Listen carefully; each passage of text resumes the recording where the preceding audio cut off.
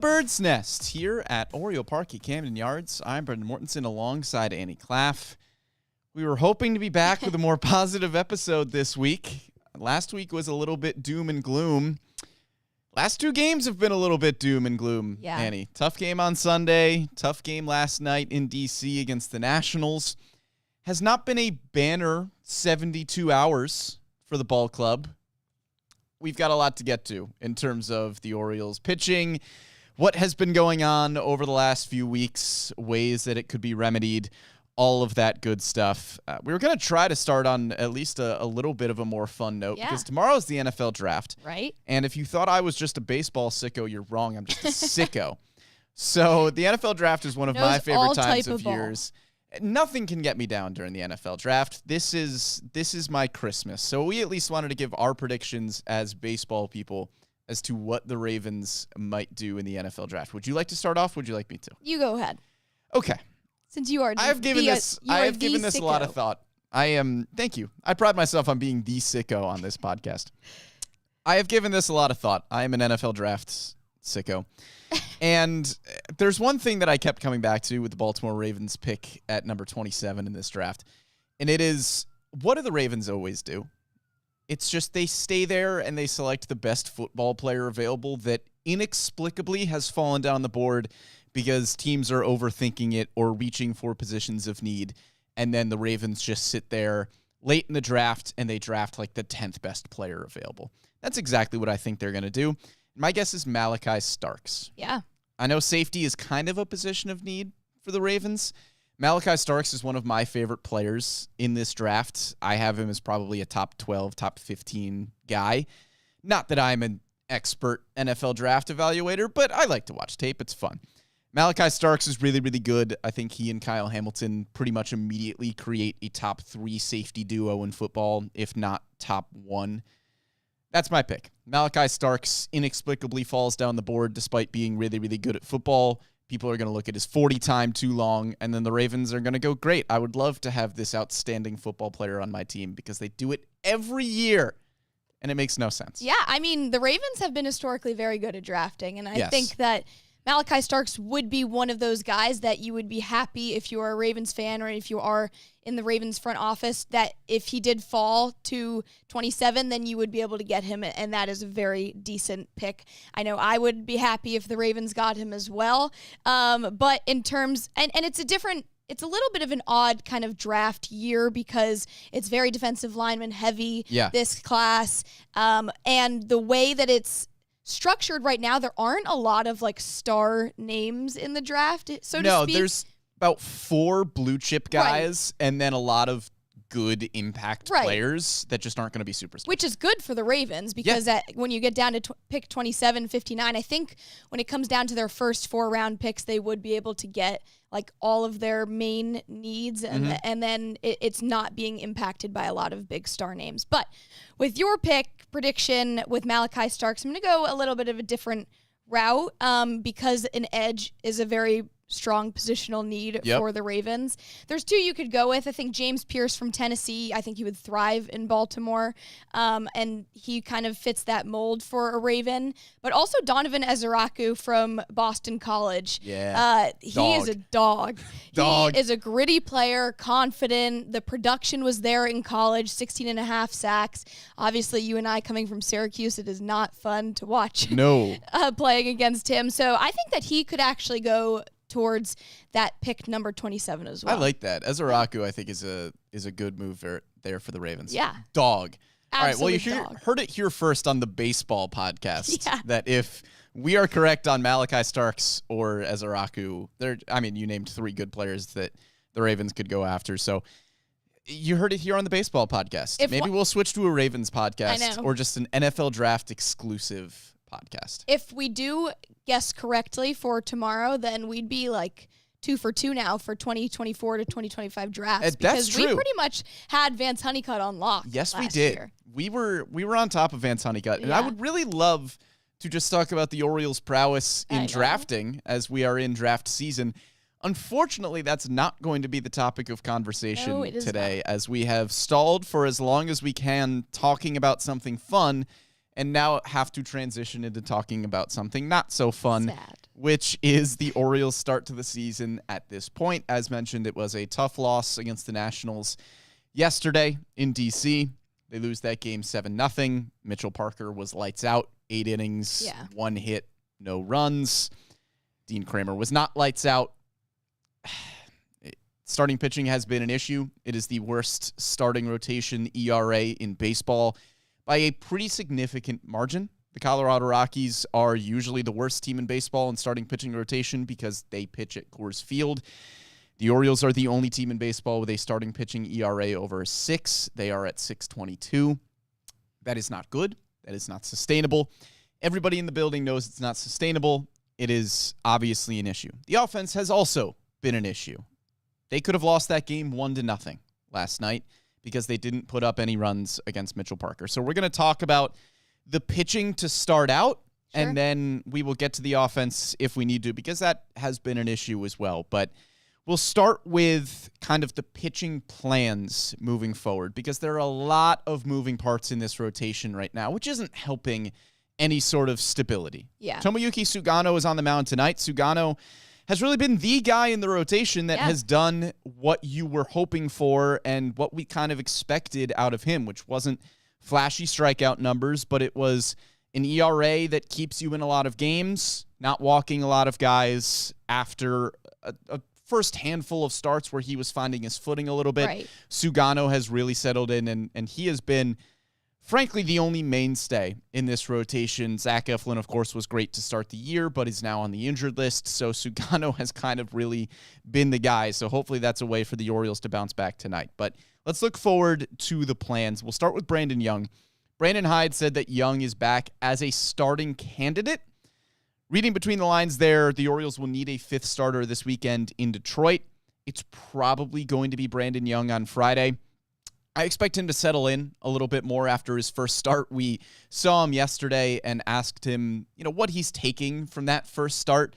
And he just kind of went breathing and just not letting the big crowd get the best of me kind of thing. Sure. So I think having one start at the big league level under his belt, we're going to see Brandon Young settle in a little bit. Yeah, I mean, it's hard to make your debut as is, but at a time when they really needed some strong starting pitching, that is a lot of pressure for Brandon Young. So I don't doubt that right now he is focusing on taking a deep breath and channeling out like maybe just a tunnel vision type of thing where you are starting to get used to being in a big league stadium and throwing at a very, very pivotal time right now for the Orioles.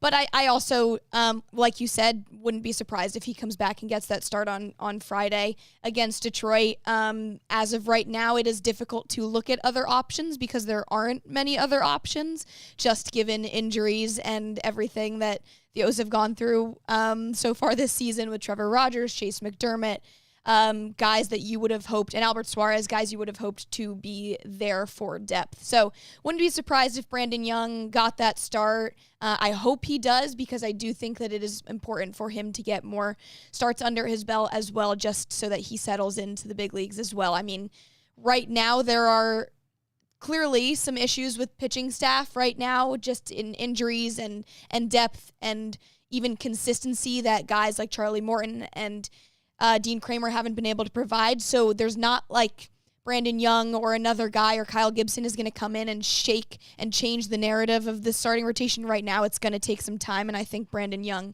getting some more reps is going to do that. Yeah, and when we have the more general starting rotation conversation, it's something that I was going to bring up with Cade Povich as well, but a start like Saturdays for Brandon Young gets amplified because of the state of the rotation at this point. Brandon Young, yes, was always going to be an option to make starts this season. We really didn't think it was going to be this quickly. Didn't think it was going to be mid-April. He started on Saturday, which was the 19th. I think that was much earlier than people were hoping or anticipating. But if he had joined a rotation that had been solid otherwise, but just loses Zach Eflin and some other guys to injuries, okay. Brandon Young, you're not expecting a lot out of him, and if you get a rocky start in his MLB debut, it's not the end of the world because you have the other guys in the rotation to pick him up. You don't have that right now. And so it's important to keep in mind with Young that, yeah, there's a human element to his start on Saturday where he gets away from his plan a little bit. He mentioned yesterday not wanting, the fans and the crowd and his emotions to kind of dictate how he was pitching. And we saw Young pitching backwards a little bit. He wasn't relying on the fastball as much as he usually does, was just getting out of himself a little. And that's understandable because it's a kid making his major league debut who has dreamed of this moment since the first time he picked up a baseball. From a human being perspective, that makes sense. And it makes sense that he wasn't on his A game in his first career start making a jump from AAA to the big leagues. You need to keep all of that in mind while understanding the context of, you need a little bit more from Brandon Young right now than you should because the rest of this rotation is not as consistent as it needs to be. And it's a similar conversation with Cade Povich, where this is still a young pitcher figuring things out. He does not have a lot of starts at the big league level under his belt. But when Cade Povich is your number 3, number 4 starter in this rotation at this point, rather than a guy who was an option for your 5th starting spot, that's a much different conversation. But those expectations are not unjustly put there on those guys, but they're there because of what the rest of the rotation is doing. Right, and for both of them, that the talent is there. I mean, Brandon Young's stats in AAA this year, 2.76 ERA and 16 1/3 innings pitched. The command is really, really good. Like you mentioned in an article that you wrote before his start, very similar guy to Zach Eflin.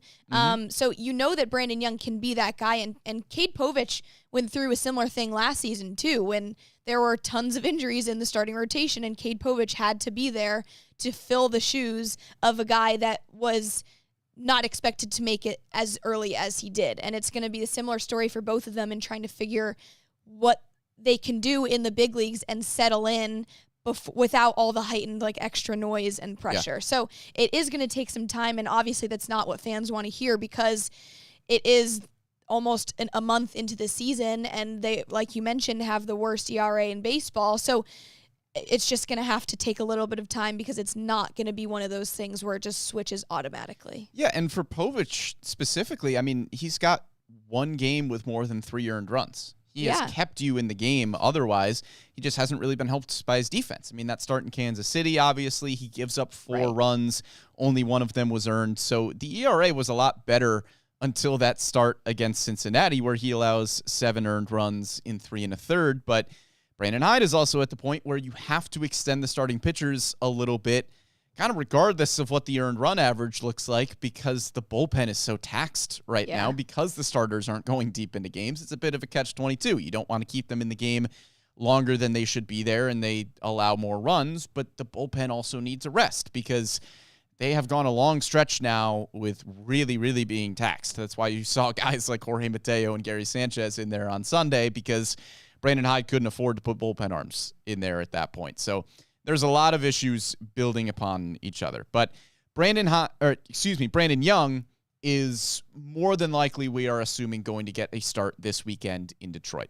Another guy who could get a start is Kyle Gibson. Yes. Kyle Gibson's still working his way back. He has made 3 rehab starts to this point. 2 of them have come in Norfolk. One of them was in Aberdeen, but that doesn't really matter. It was just in Aberdeen because the Norfolk game was going to get rained out, and they just wanted to make sure he was on a consistent rotation. So Kyle Gibson has made 3 rehab starts right now. In his last rehab start, he got up to 78 pitches, which is getting there. I understand the numbers in Norfolk in terms of the earned runs, aren't awesome. It doesn't really matter.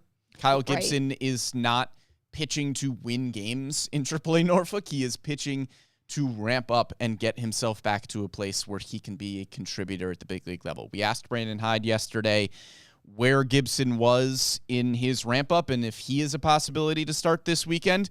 Hyde basically said, we're figuring that out too. As in, we're figuring out what to do with Brandon Young as well. So those 2 guys, I think, could be in the conversation this weekend to make starts in Detroit. I think Kyle Gibson would definitely be helpful. Another guy that you presumably know what you're getting out of him, where hopefully he just comes in and eats innings, because that's what this team needs right now. Is throwing 80 pitches in his last rehab start enough to feel like he can come up to the big leagues and throw 90 in his next start?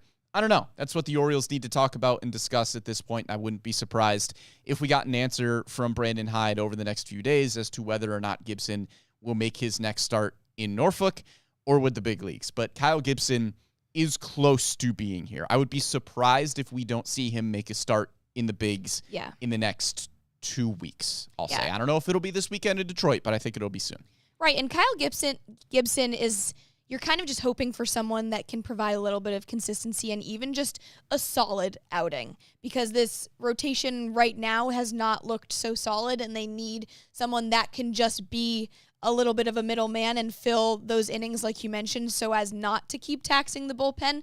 And it is very difficult right now to find people that can do that with all these injuries, and luckily you have some progressions being made. But like you mentioned, and we've talked about this last season too, when there were some injuries and some guys who were getting their rehab starts where the stats in the minor leagues don't necessarily matter. It's more so just so that they can get those ramp up process in before they make it to the big leagues. I think we talked about that with John Means, Trevor Rogers as well, at some one point last season. So there's definitely, you really just kind of got to get Kyle Gibson in here and Brandon Young just so that they can provide some sort of depth. Yeah, I mean, if Kyle Gibson can do what he did a couple of years ago and go 6 innings, 4 earned runs, it doesn't have to be anything spectacular. This bullpen is really good. The bullpen is taxed, but the bullpen has been outstanding. Right. They have kind of been the saving grace and unsung hero of this team at this point. Yeah, there's not a lot of positives to point to in terms of how the season has gone so far, but the bullpen has been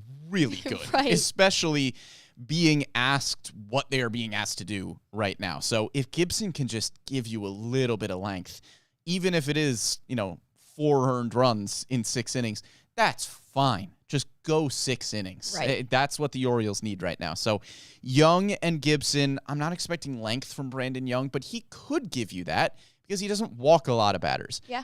Against Cincinnati, he got in trouble. He was just getting hit hard. Like I said, he wasn't trusting the fastball enough, but you saw him start to settle in the 3rd and 4th inning of that outing. So Brandon Young, because of the walk numbers, can hopefully give you some length. Kyle Gibson, because that's what Kyle Gibson does, can hopefully give you some length as well. And that could really save the bullpen going forward. Maybe it's this weekend in Detroit.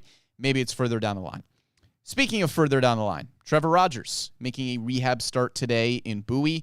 Chase McDermott should be making a rehab start at some point soon. He is a little bit behind Rogers. But look, Trevor Rogers is an option.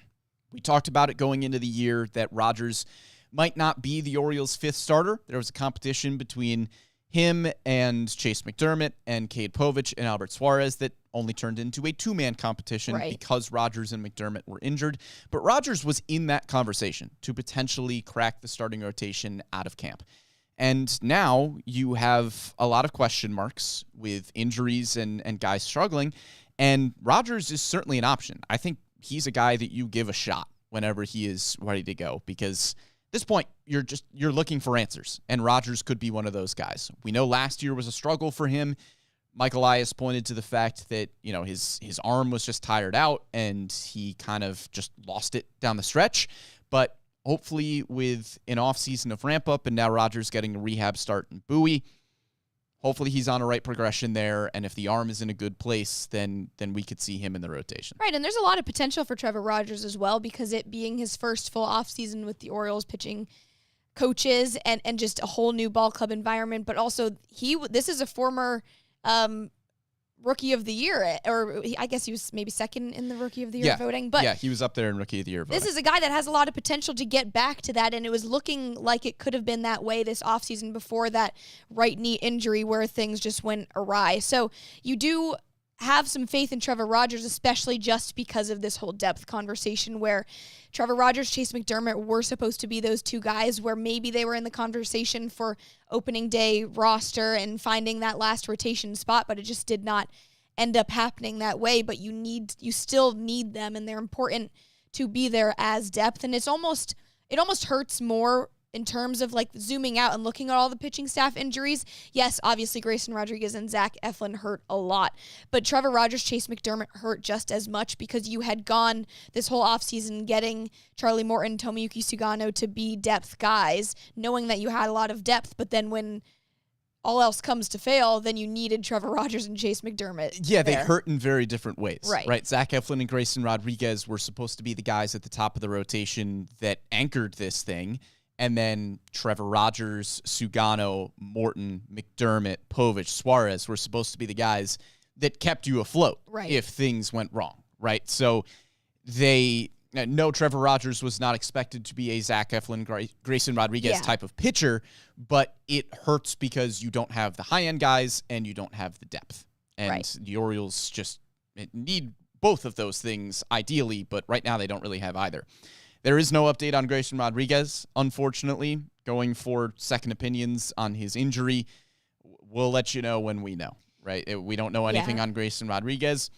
Fingers are crossed that it's good news. We don't know at this point. This one's tough because exactly last week we were saying that there was a little bit of good news when Hyde said that so far he's tolerating everything, or not Hyde, Elias said he was tolerating everything well physically, and then literally the next day or day of, I think, tolerating things well physically. It was announced that he had shoulder pain and was getting imaging on it. So, and it's also never a good sign when you say that you're getting a second opinion. Yeah. Because that is... Don't love that. Bad news. Yeah. So we'll see on Grayson Rodriguez.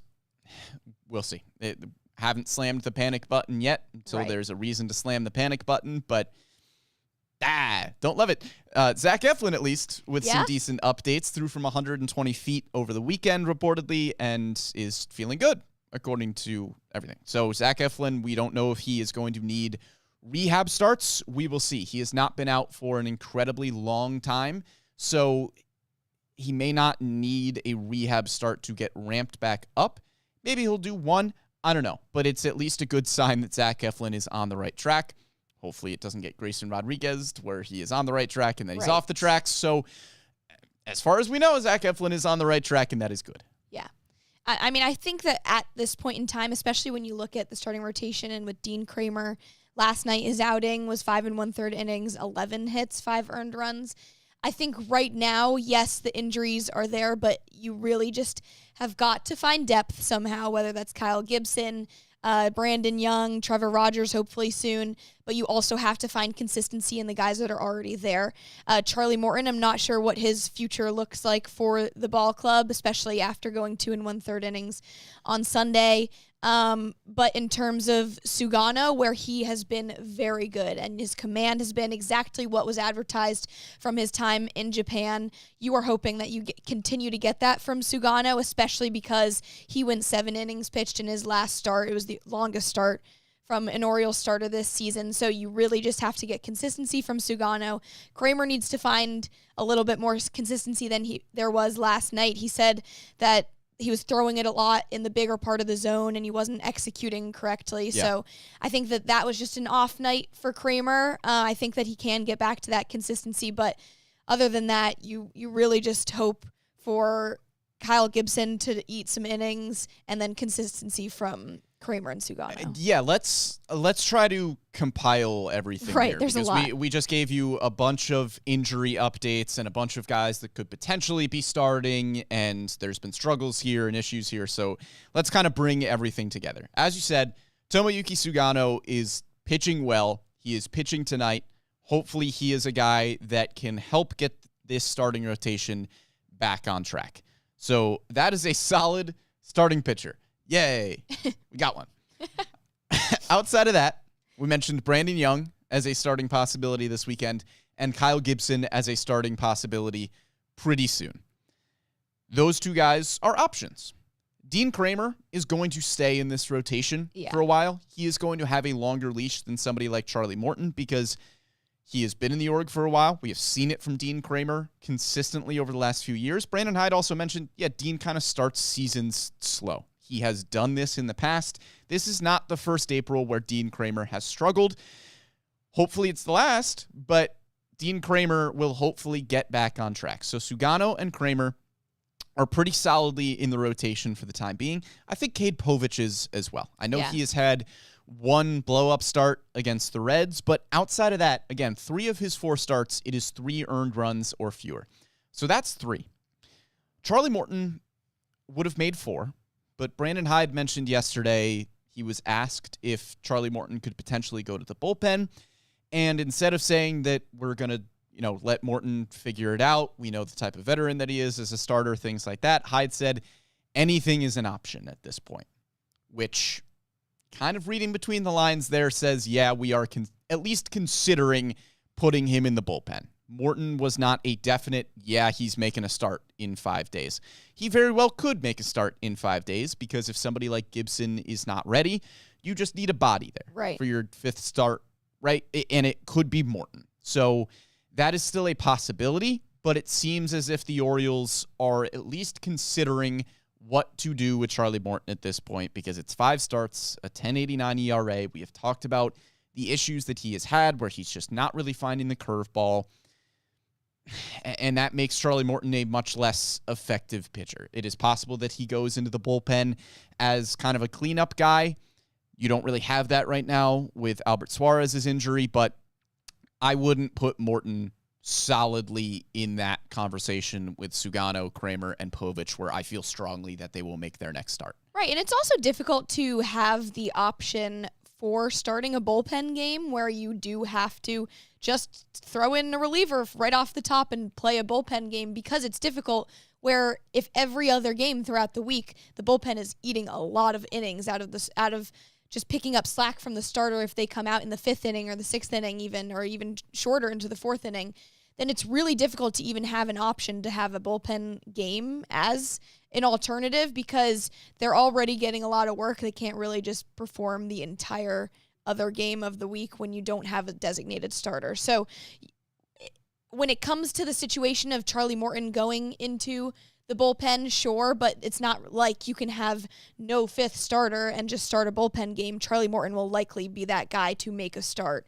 instead of having just a bullpen game. Yeah, if you need Charlie Morton to make a start, he will make a start. Right. At this point, it kind of sounds like if there are other options ready and available, that the Orioles will look into putting Charlie Morton somewhere else that is not the starting rotation. That is nothing set in stone. As I said, Brandon Hyde said anything is an option at this point. So we will see what that means. But all in all, in this rotation, at the top, you have Zach Eflin and Grayson Rodriguez, who are both currently out. Zach Eflin seems to be progressing well and will hopefully be back shortly. He is a bona fide number 1. He has been excellent this year. The Orioles need him back at the top of this rotation. Grayson Rodriguez, it's a wait-and-see game right now. In the middle of the rotation, Tomoyuki Sugano has been good. Dean Kramer is going to be given time to figure it out. And Cade Povich is a young starter who is figuring it out as he goes. And again, has looked pretty good in 3 of his 4 outings this year. So Eflin hopefully back soon. And then those 3 guys is 4. Brandon Young is the 5th option. I think we see him this weekend. Kyle Gibson, an option pretty soon. Charlie Morton, we will see what happens. Either he is in the rotation or in the bullpen. And then, we'll see where Trevor Rogers is in a few weeks after making some rehab starts. He essentially needs a spring training. He didn't really have one. So Trevor Rogers, I think a few weeks out. Chase McDermott, maybe a month out. That's a lot of moving parts. And the Orioles are going to figure it out as they go. As we mentioned, hopefully Sugano tonight gives you a solid outing. But as many people have mentioned, as they are following along with us on YouTube and Facebook, and we appreciate you following along, and we enjoy reading your comments. We would love if the comments were a bit more positive, but a lot of folks have pointed out that, it's not just the starting rotation that has given the Orioles fits this year and is a reason that they are not winning as many ball games as they would hope, but the lineup has not come together in the way that you were hoping for. Cedric Mullins has been outstanding. Yeah. He has an OPS over 1,000. He is hitting 290. I asked Brandon Hyde yesterday, Cedric Mullins is a guy who has struggled throughout his career and bounced back. I mean, Cedric Mullins at one point got demoted all the way to Double-A Bowie. He was abandoning switch hitting. He was trying to figure out how to make the roster. And he came back and had a 30-30 season, and now he is far and away the best hitter on this team. I mean, his OPS is 300 points higher than pretty much anybody else's. Ryan O'Hearn is right there with him too, 100 points lower. But O'Hearn hasn't played in as many games. It's really Mullins and O'Hearn, the guys that are really, really hitting right now. And Brandon Hyde said, I hope everybody's watching Cedric Mullins at bats because he is fighting, he is consistent, And he's really the guy right now. And just nothing's really working offensively for the Orioles. As I mentioned, it wasn't a great start for Dean Kramer last night. Things got away from him early, and then he settled in a little bit, and then things got away from him late. But the offense didn't help. I mean, they had one hit against Mitchell Parker, and it was a Cedric Mullins single the other way. That's a lefty leading off, getting a hit off a lefty in Mitchell Parker. So at some point, the offense needs to show up as well. We can have as many conversations as we want to about the starting rotation and the struggles that they have had this year, and they are apparent. But the lineup needs to come together too, because they could have lost that game last night 1-0. They didn't put any runs on the board. Right.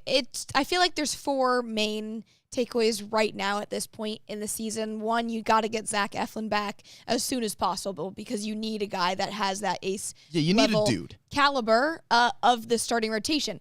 The second one is that you need some consistency from the middle of the rotation guys like Dean Kramer, Tomoyuki Sugano, maybe Kyle Gibson, Cade Povich, Brandon Young. You just got to have some kind of consistency. The third one is that the offense has to be able to back up the starting pitching and be able to provide a correct two-way street. I mean, last night, yes, Mitchell Parker was unreal. He has been unreal this season. He's gone 5 quality starts so far for the Nationals, and he went 8 innings last night. So, yes, it's going to be really hard to bounce back from Sunday when you're going up against a really strong starting pitcher like Mitchell Parker. But you're right. You can't just have Cedric Mullins, a lefty on left situation, being the only guy grabbing a hit on the night.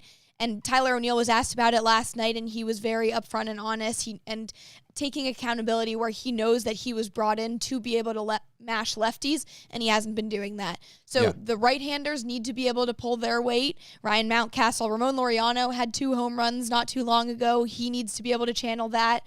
But again, Jordan Westberg, it looked like he was starting to come back where he broke his 0 for 30 streak 2 games ago with a home run and then went 2 for 4 in game 3 against the Reds. But it really does have to be a two-way street where the offense has to be able to hold their own. And we saw some of these struggles late last season when the offense was slumping. It was because that was 90% of the reason of why the Orioles were losing late in the second half was because, yes, you had some pitching injuries, but Albert Suarez was filling those holes. You just did not have the offense to be able to hold their own, and Cedric Mullins was also the guy last season to be able to fill the weight. Yeah, and it feels like a similar conversation to what we were having in the second half of last year, where the lineup didn't have the same injury concerns that the starting rotation had. I know Colton Cowser is out right now, and Colton Cowser is an important piece, but the lineup had more injury concerns last year than they do right now. I know Jordan Westberg is banged up, and Brandon Hyde has said is kind of playing through some stuff right now. But I mean, when you look up and down the lineup right now, it's Cedric Mullins and Ryan O'Hearn that have a good batting average and a good OPS.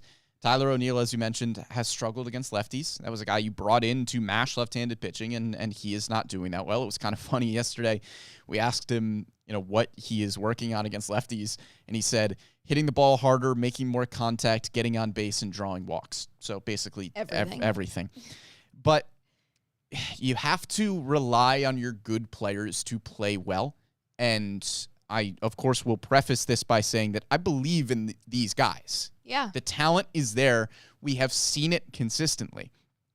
However, Adley Rutschman's hitting 200 with a 297 on-base percentage. Ryan Mountcastle is hitting 229 with a 260 on-base percentage. Jackson Holliday is at a 273 on-base percentage. Gunnar Henderson has been hitting the ball hard but has a 660 OPS. Tyler O'Neill has a 714 OPS with a 230 batting average. Jordan Westberg is hitting 187 with a 620 OPS. I just named a lot of really good players. Right. And the talent is all there. 3 of those guys were all-stars last year. And Adley Rutschman, Gunnar Henderson, and Jordan Westberg. They all have the ability. And it's just kind of snowballing in the wrong direction right now. And I know all of those guys can hit. And the Orioles need to rely on them to hit. But for as much conversation as folks like to have about who is in against what handed starting pitcher and how the bench pieces are utilized and all of that different stuff, all of the guys that I mentioned, save for maybe Jackson Holliday, who has gotten some days off against lefties, all of those guys are going to be in the lineup pretty much every day. Adley, Gunnar, Westy, they're in the lineup pretty much no matter what. Tyler O'Neill is in the lineup pretty much no matter what. Jackson Holliday is close to every day. Ryan Mountcastle is as well. Those guys need to hit, and they're good players, and they have the ability to do it. They're just not doing it right now. Yeah, and last night there was a number of lefties in the lineup against lefty Mitchell Parker. So it's not like you can blame Heston last night. Kjerstad and Jackson Holliday were in that lineup. Right. I know fans have had a lot to say about Brandon Hyde's lineup construction against left-handed pitching with, utilizing some bench pieces, but you wanted Heston Kjerstad and Jackson Holliday in there. They were in there. Yeah, lineup still didn't do anything. They're just not producing, and I think that you're right. It's like you got to be able to rely on these star names of the ball club, and they have to be the ones pulling the weight. I mean, yes, Cedric Mullins is a big piece of this team's identity and who the strong players are. Cedric Mullins is definitely one of them, but he's not the Gunner and the Adley. And yes, you don't have Colton Cowser, which is a bummer, but even guys like Jackson Holliday, those are the ones that you would expect to have a lot higher stats and numbers from. Yeah, Cedric Mullins is an important piece of this team. He is a key veteran leader. He plays a great defensive center field.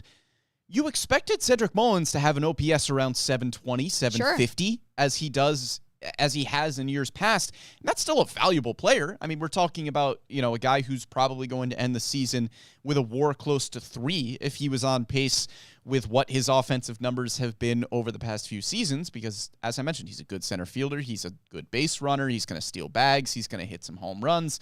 And he's going to be a solid but not spectacular offensive piece. He has been a spectacular offensive piece. This should be a pleasant surprise that is propelling the rest of this lineup forward alongside your stars of Adley Rutschman and Gunnar Henderson and Jordan Westberg. And right now, it is Cedric Mullins kind of dragging this lineup kicking and screaming. Yeah. And it shouldn't be that way. And there are really no answers outside of the fact that you need the guys that you bank on to be players that you can bank on. And it's not a conversation of whether or not the talent is there. Adley Rutschman has done it. Gunnar Henderson was a top 5 MVP finisher last year. Jordan Westberg was an all-star last year. Those 3 guys have the ability to carry this offense, and they're just not doing it right now.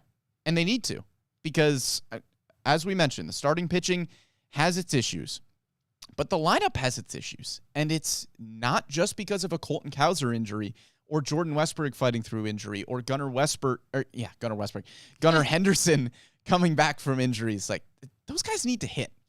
And they know that. I'm not saying anything that they aren't thinking in the clubhouse at this point. And Brandon Hyde, mentioned it yesterday too, but kind of said, look, like, we need to let things go.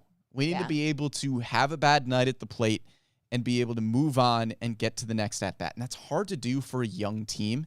It's hard to do for a young team that is not accustomed to losing. Right. We talked about it last year.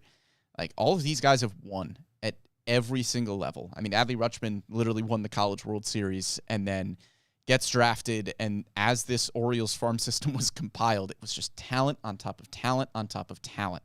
And they didn't really have struggles in the win-loss column when they were coming up through the minor leagues. And this is the first time they really have. We saw it in the second half of last year. We're seeing it to kick off this season. This team needs to learn from it and grow from it and figure out how to lose those games and bounce back. And, I don't know if it's playing angry. I don't know if it is just having the memory of a quarterback that just threw an interception and coming out and, having a good next drive. I don't know exactly what the answers are. But as Brandon Hyde said, like, they need to flush it. They need to move on. You can't have a loss like Sunday compile and turn into a loss like we saw last night. You got to flush it. You got to move. Right, and the good thing is it's like only the first month of the season, and you'd rather have this kind of record in April than in the end of the season, but it will get to a point where it starts to feel like a little bit of deja vu, where Cedric Mullins is leading the clubhouse in terms of offensive stats. Ramon Arias has actually been pretty good. He's not playing a great amount of games just because of the way the infield has been and the depth there is. But a 389 on base percentage and a 319 batting average from Arias is exactly what you want. He's second on this team in WAR, according to Baseball Reference. It's Cedric Mullins and then him and Tyler O'Neill. And Mullins and Arias were exactly the 2 guys that kept the offense afloat last season late in the playoff push. So, I don't know what needs to happen. We've said this a few times now, where they just need a walk-off home run or a grand slam even, just to get the shift, the momentum out of this snowball effect. But you would have hoped that the day off after Sunday would have done that. But I think after coming back, you're not facing Mitchell Parker tonight. I think that there is a good chance, hopefully, Tomoyuki Sugano can be able to provide 7 innings like he did last time, maybe even more, and hopefully that the offense can back him up as well. Yeah, and it's unfortunate to look back on, but I remember a few weeks ago talking about how I thought that Adley Rutschman 2-run homer where he bat flipped and looked into the dugout, it felt like a moment where it was, okay, the energy is shifting back. They are playing like the Orioles. And then things just started to pile up again in the wrong direction. And we heard it from Dean Kramer. We heard it from Brandon Hyde. Stuff is just stacking right now, whether it is injuries or just not being able to find their footing offensively, not finding a rhythm, whatever it is. Stuff is just stacking. Mm-hmm. And it is frustrating for fans, I know, because this team is too talented to be doing this. Right. The season is not over. I know that fans are tired of hearing us say that it's early, but it is early.